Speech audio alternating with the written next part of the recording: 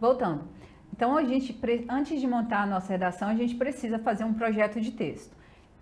O que eu vou falar na primeira frase? Qual vai ser minha tese?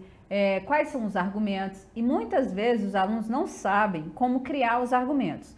E quando o tema é aberto, então se eu tivesse redigir um texto falando sobre a persistência do preconceito no Brasil, o que você vai fazer? Preconceito é o tema, Brasil, você vai fazer o recorte temático, que é para falar no Brasil, e não é para falar dos outros países. Você pode até usar os outros países como exemplo, mas o recorte tem que ser feito no Brasil.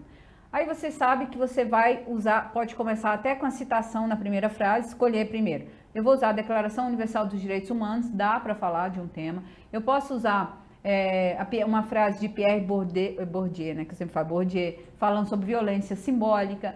E existem vários autores que vocês podem usar, mas eu acredito que a Constituição também seja um bom exemplo, falar dos princípios de dignidade da pessoa humana, que é o princípio máximo da Constituição. Enfim, olha, só que eu te dei vários exemplos, tá? Então, eu já sei a primeira frase, já sei que eu tenho a segunda frase pronta aí nos modelinhos, já sei que já sei meu modelo de tese que eu quero criar. Agora, eu preciso criar os argumentos. E aí, professor, o que eu crio? Você vai ler os textos da prova, ou o texto da prova, e vai tirar os argumentos de lá. Só que você vai tirar fazendo interpretação. Então, o texto número 1 falava lá sobre um texto falando sobre Casa Grande Senzala, que desde a época da Casa Grande já havia um preconceito contra a mulher negra, tal. Então, você vai falar legado histórico. Então, um argumento, história, legado histórico. Pronto, preconceito, argumento 1, legado histórico. Aí você vai lá falando que existe uma lei, texto 2, falando sobre a aplicação da lei, explica a lei, mostrando, ele explica uma lei. Enfim, o texto falando que do tema existe uma lei, mas ela não é cumprida. Insuficiência legislativa, ineficácia da aplicação da lei, argumento 2. Aí você vai criar o máximo que você der conta, você vai tirando do texto o que você pode falar. Aí o texto 3 falando sobre uma charge de um menininho tendo atitudes preconceituosas. Então você vai colocar herança, questão social, você pode colocar a questão da formação familiar. Só aqui eu tirei 3 argumentos para o tema preconceito no Brasil. Legado histórico, insuficiência legislativa e posso falar também a questão da família, né? Então, legado da família, legado histórico, legado familiar, ou você pode também colocar falta de informação. Enfim, você vai criar, você não vai ter dificuldade em entender essa prática que eu te mostrei. Você vai tirar os argumentos do próprio texto, só que você vai entender o seguinte, o texto da sua prova, ele não vai te dar o argumento, você que tem de interpretar. Então, sempre que o texto do tema falar de uma lei, é porque a lei não está sendo aplicada. Sempre que ele te der um exemplo mostrando a história, você usa legado histórico. Sempre que ele te der alguma coisa mostrando que não há denúncia, fala subnotificação. Sempre que ele mostrar um texto falando que a questão da base familiar, tal, aí você coloca aplicação familiar. Ou então resquícios familiares, ou falta de informação da família, investimento, falta de investimentos. Quando você perceber que o texto fala sobre infraestrutura precária, você fala falta de investimento. Então pronto, esses são os argumentos coringas que você consegue usar em qualquer redação, que você acaba usando dentro do texto, dentro das suas redações, ok? Então vamos continuar a nossa análise, voltem aqui a tela comigo. E aí você sabe, então, para que serve o texto suporte da prova? Para tirar os argumentos. Leia os textos supostos para que você retire deles os argumentos. Então, você não vai ter que criar coisas lá na hora da prova. Os próprios textos, eles vão ser responsáveis para que você retire os argumentos de dentro deles. Não é para copiar nada que está lá, você vai interpretar e criar. Entenderam? Ineficácia da lei, subnotificação, medo de denunciar, dependência financeira, ou herança histórica, ou legado histórico. Vai pensando dessa forma. Exemplo, vou te dar um exemplo. Se o tema fosse, considerando que o texto está acima, tem caráter meramente motivador, redige um texto sobre o seguinte tema: redução da maioridade penal, avanço ou retrocesso. É muito importante que você entenda que se o tema for uma pergunta, toda vez que o tema for uma pergunta, você precisa respondê-la. Você precisa respondê-la. E você vai respondê-la na segunda frase da redação, na segunda frase da introdução. Bancas que fazem esse tipo de pergunta, como a Universidade Federal do Paraná, como IADES, também gosta desse tipo de questão, FUNCAB, IDECAM, acho que é IDECAM, é com N, né? Não sei, fiquei na dúvida agora. IDECAM, enfim, o CESP não tem muito essa estrutura, FGV também pode fazer isso, tá? Essas bancas que fazem perguntas, o tema aberto, então você percebe que o tema aqui é um tema aberto. A primeira coisa que você tem de saber, tema aberto, eu vou ler os textos, suportes, para criar meu argumento. Criar pelo menos 2 argumentos. Só que nesse texto aqui, ele é bem mais fácil do que os outros. Por quê? Porque agora você vai falar se é um avanço ou se é um retrocesso. Se você considerar que é avanço, você precisa usar 2 justificativas para provar avanço. Se você falar que é retrocesso, você precisa me falar 2 justificativas para retrocesso. Então, eu vou colocar um avanço em relação à aplicação correta da lei, um avanço em relação à diminuição dos índices de criminalidade. Retrocesso, que o adolescente não tem capacidade ainda para assumir seus erros, e o 2, ineficácia a incerteza da aplicação da lei. Isso aqui, vocês vão ter de saber fazer lá no desenvolvimento. Aqui, você precisa o seguinte, toda vez que o tema for uma pergunta, você precisa respondê-la na segunda frase da sua introdução.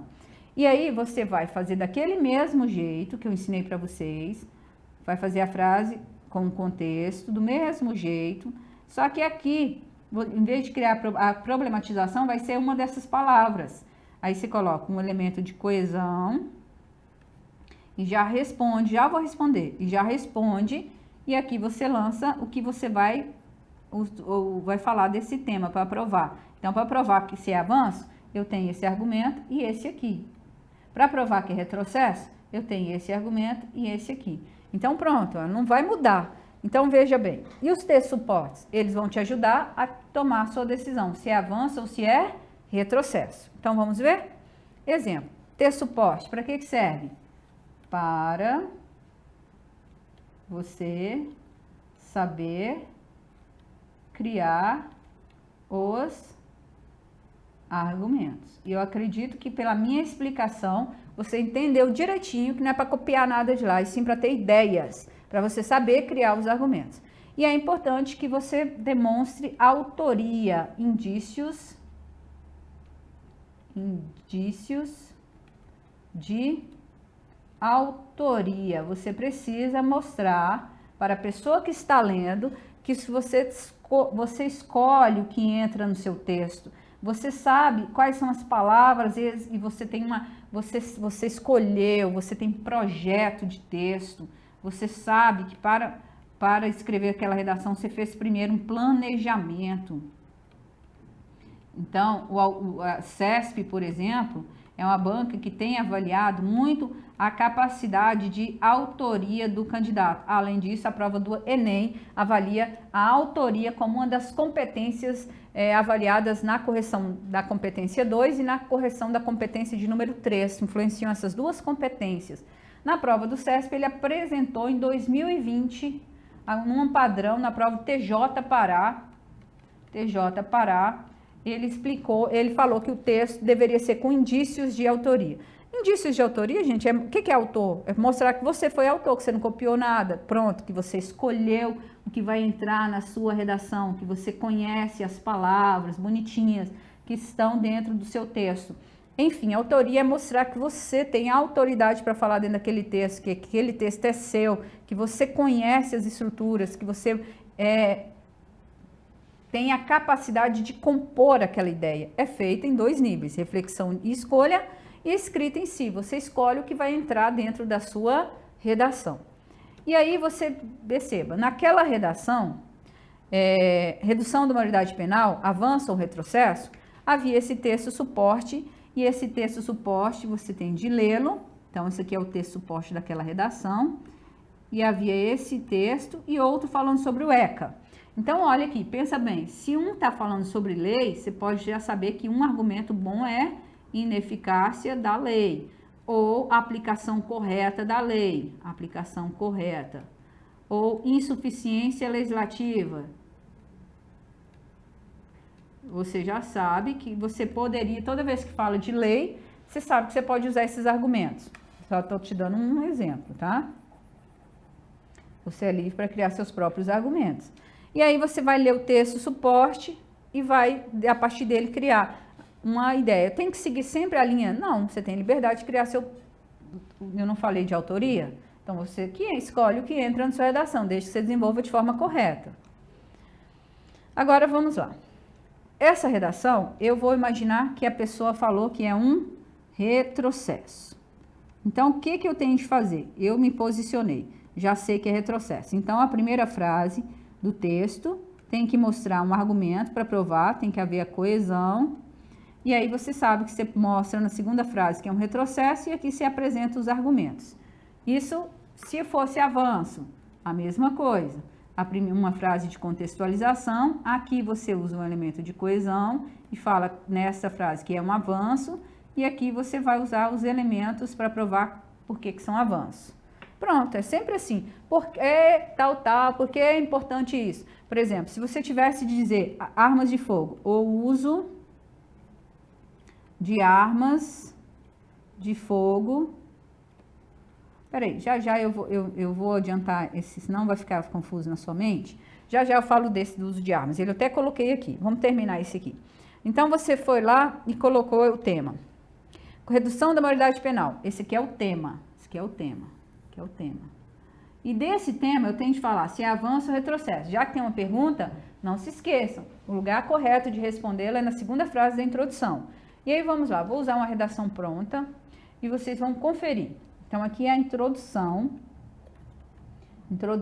e essa pessoa que escreveu aqui, ela fala que é um retrocesso. Vamos avaliar? Primeira frase.